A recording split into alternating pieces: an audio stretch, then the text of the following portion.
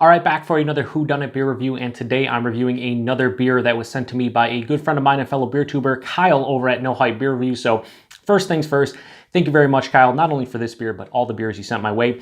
I'll actually post a link in the description box to Kyle's channel along with the Beer Mail unboxing video I did of said beers that Kyle sent to me.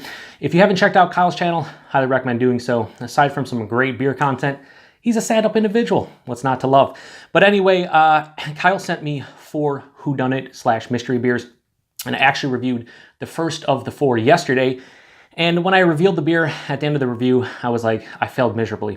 But then as the review went on and I started looking at the beer and whatnot, I realized I didn't do a terrible job. I think I did an okay job. I'm actually okay with how I did. I wish I wouldn't have tried to specifically pick out the beer itself because I failed miserably when it came to that.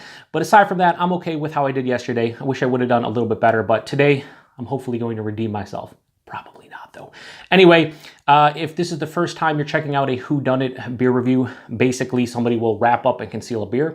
They will either send or give me said beer, and then I'll review it, and I'll try to guess the style, the ABV, and if I'm bold enough, the actual beer itself. Then again, I tried that yesterday. Didn't go well, so I don't know if I'll try it again. Who knows, though? Maybe.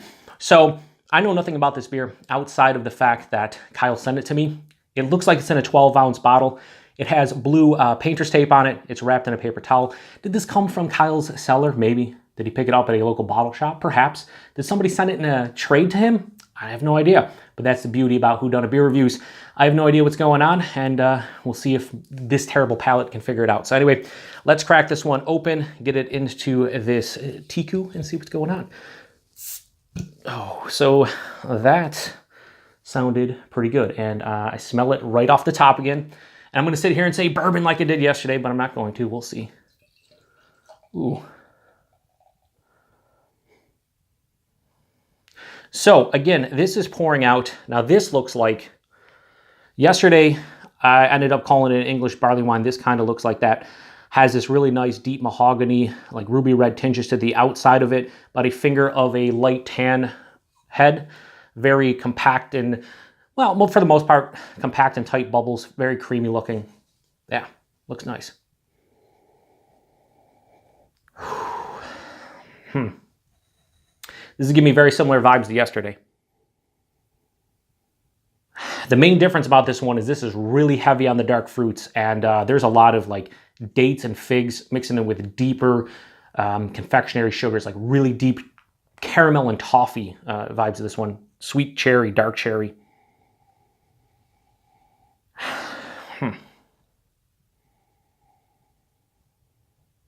Ooh. Yeah, I don't know. Off the nose, it's all over the place. It's very rich. This could be a bunch of different styles just from the nose. It could be an English barley wine. It could be an old ale. It could be a doppelbock. It has that rich, robust, savory, caramel, toffee, almost butterscotch-like notes to it. I'm really not picking up if there's any barrel or bourbon or anything in this. I'm not really picking it up. No like oak tannins or anything. This is all about that sugary component. Yeah, almost has, shout out to Matt over at Massive Beer Reviews, like a sugar daddy vibe to this one. A little bit of like a really deep baker's chocolate as well. There is a touch of alcohol. This leads me to believe this is probably in the 9 to 10 range at the very least. But yeah, not much more. Let's get into it. Cheers.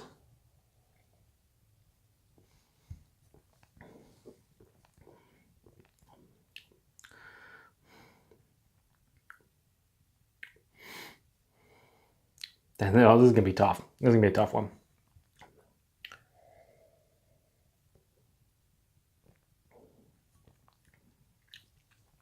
First off, this is, I'm almost getting this like lagery quality to it, almost like it is like a bigger doppelbock. First off, it's like higher side to medium, lower side of full body, has a big heft behind it. There is some nice carbonation left here, so it's not smooth and creamy. Has a little bit of effervescent quality to it. But the taste, definitely a bigger beer. I'm gonna say 9.5, 10% is what I'm tasting right now. Definitely there's some alcohol astringency on the palate. There's a nice warming into the chest. But this one is all about those rich, savory, confectionery sugar qualities. Adult sugar, as Matt would also like to say. Like, really deep caramel and toffee vibes to this one. Sweeter dark cherries, a little bit of figgy date thing going on as well. Almost some molasses vibe, more so than chocolate in the taste. I could see this maybe being like oak aged, but not necessarily barrel aged. I don't think there is any barrel component to this one. Of course, I could be very wrong. Yeah, I'm struggling with this one. I want to say I'm almost getting this. I mean, if you've had a Doppelbock before and you do it blind, it's probably hard to tell the difference between that, like, you know, an English barley wine or an old ale. Just like I'm saying, blind. I mean, if you're drinking on it, sure. But I'm getting this almost lagerish component to it. I don't want to necessarily say that this is a Doppelbock, but I would not be surprised if it's one. A plow's going by because there's snow outside. Oh my God, it's mayhem. Do I go Doppelbock or do I go like English barley wine / old ale? You know what? F it. I am getting a little bit of a lager quality of this one. I am going to say this is a 9.5% Doppelbock. I don't think there's any kind of barrel involved here. As far as rating, I would give this like a 4 to 4.25. There's not a lot of complexity here. It's all about that rich sugary component. The alcohol stringency is there as well. And it's not as smooth as creamy as I'd like from something within the style, whether it's a Doppelbock or an English barley wine, or whatever the case may be. But it's a pretty solid beer, so 4.25. I am kind of afraid to open this one up. I don't think it's Belgian-esque either, like a Belgian strong dark or anything, but I wouldn't be surprised. Well, like I said, I'm just gonna go Doppelbock 9.5%, and I'm not gonna guess what the beer is because I did that once and I did a poor job. So let's see me fail together. Here we go. Let's rip this down. I'm getting a little better at these, but not really. Let's fail together. See what this is. You guys will see it first. Ooh, it's Troegs Mad Elf. Okay. So I kind of had an idea that this was a bigger beer, but this is not picking up on any honey or oranges or cherries. 11%, 15 IBUs. So it's a spicy Belgian. I believe it's a Belgian strong dark. It's brewed with honey and cherries. Does it say the vintage? Is this year's? Do they have a date on here somewhere? Freshest by 10/2/18. So is this... This might be the 2017 version. So yeah, Troegs' Mad Elf, pretty much missed on this one. Like I said at the end, I don't think it was like a Belgian strong or something, but I was getting like a slight like spicy yeast component there at the end. Honestly, I had no idea doing this blind that this has honey or cherries in it.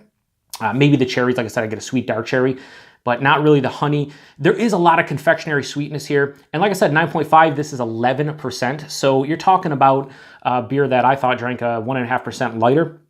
Let me just go back for one more sip here just to see what else I'm pulling out here.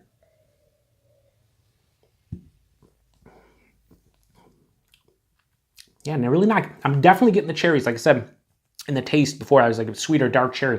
It's not as prominent as you would think considering it is brewed with cherries.